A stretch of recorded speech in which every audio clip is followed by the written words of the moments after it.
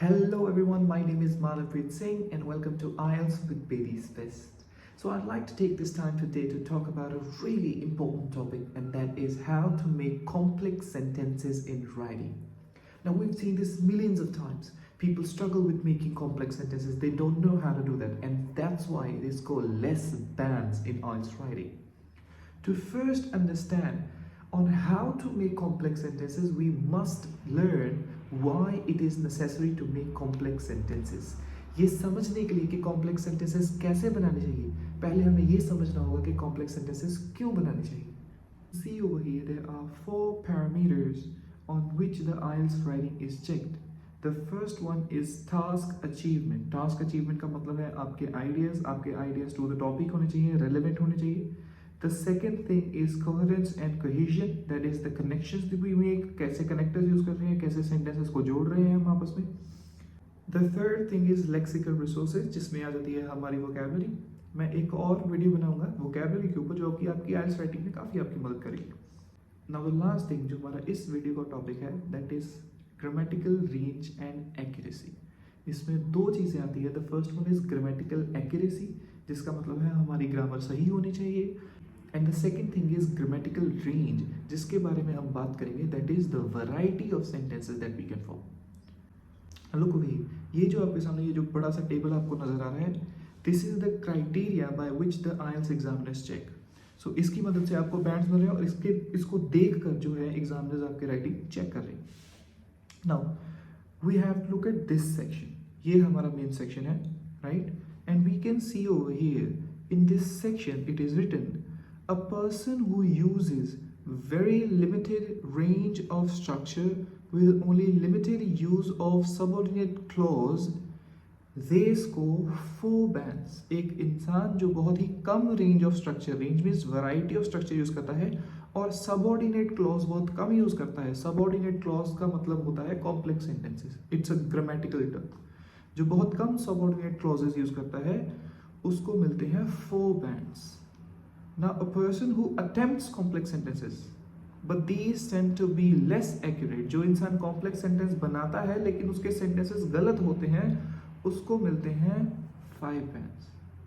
So we see that an incorrect complex sentence is more important, is 1 band better than a compound or simple sentence. एक गलत complex sentence आपको 1 band ज़्यादा लेके देगा than compound sentences. सो हमें क्या बनाना है? हमें गलत कॉम्प्लेक्स सेंटेंस नहीं बनाने, हमें बनाने हैं सही कॉम्प्लेक्स सेंटेंसेस जो कि हमें और भी ज़्यादा बैंड्स के लिए हेल्प करें. अब हमने समझ लिया है कि कॉम्प्लेक्स सेंटेंसेस क्यों बनाने चाहिए. So let's go to the how we can make complex sentences. So to understand complex sentences we have to focus on what a simple sentence is first of all. Now simple sentences क्या होते हैं? A simple sentence is a sentence which has 1 independent clause. Now, what is the meaning of a clause? एक clause एक ऐसा basically group of words है जिसमें subject, verb और object तीनों हो. एक example जैसे हम लेते हैं, Rahul plays chess. Now, in this sentence, Rahul is the subject, plays is the verb, and chess is the object. So, this is a simple sentence. This is 1 independent clause. Another example of this would be, he studies English. This he is the subject, studies is the verb, and English is the object. So this is a simple sentence. So any sentence that has 1 subject, 1 verb and 1 object, that is a simple sentence, 1 independent clause. Let's move on to the compound sentences. Any sentence that has 2 independent clauses, एक independent clause और एक और independent clause, जब ये दोनों fan boys की मदद से और ordinate conjunctions की मदद से आपस में जुड़ जाए, तो that is a compound sentence. एक एग्जांपल लेते हैं, जैसे अगर हम कहें Rahul plays chess and he studies English. In this case हमारे पास एक सेंटेंस है, Rahul plays chess, this is the first sentence, and then we have he studies English, this is the second sentence. And की मदद से, that is a fan boy, and की मदद से हमने ये दोनों सेंटेंसेस आपस में जोड़ दिए. So it becomes a compound sentence. 2 independent clauses और बीच में लगा है एक conjunction, that is a compound sentence. Let's take another example. अगर हम थोड़ा डिफिकल्ट सेंटेंस लेके चले, so this is a sentence, Alcohol consumption is injurious to health and it is directly linked to increased cases of domestic violence.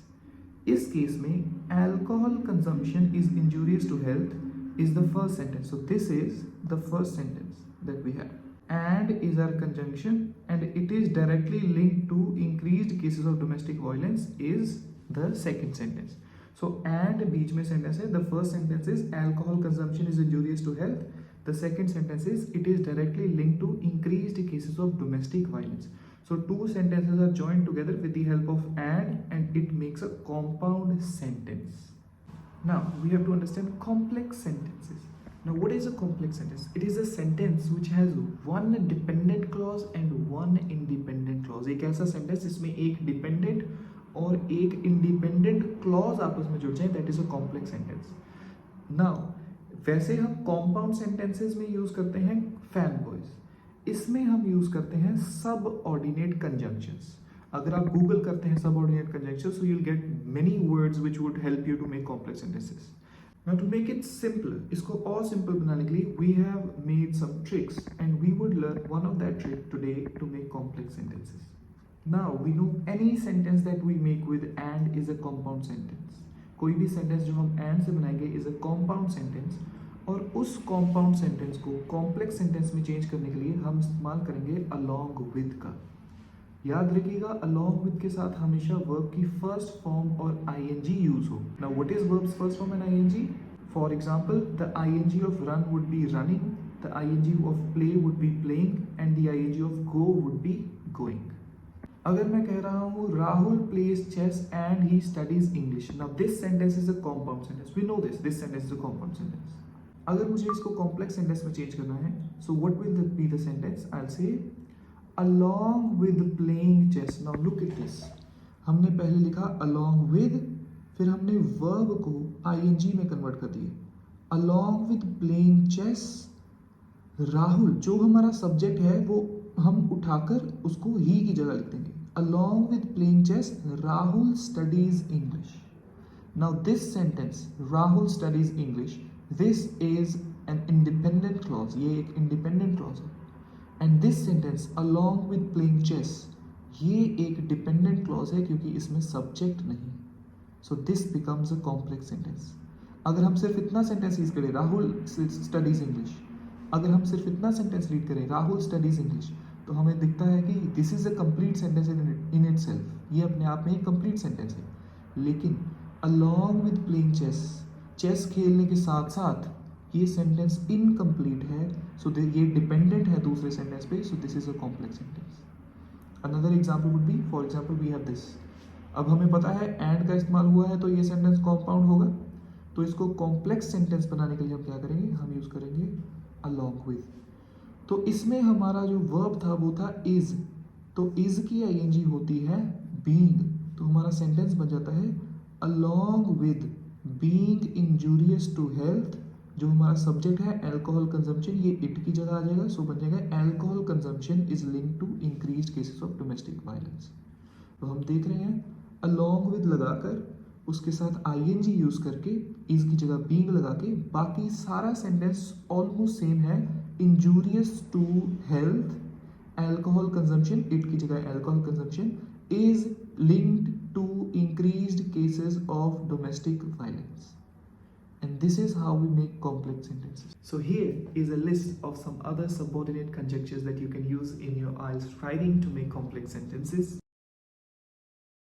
In the description of the video, you can find some of the sentences that you can try for yourself with this method.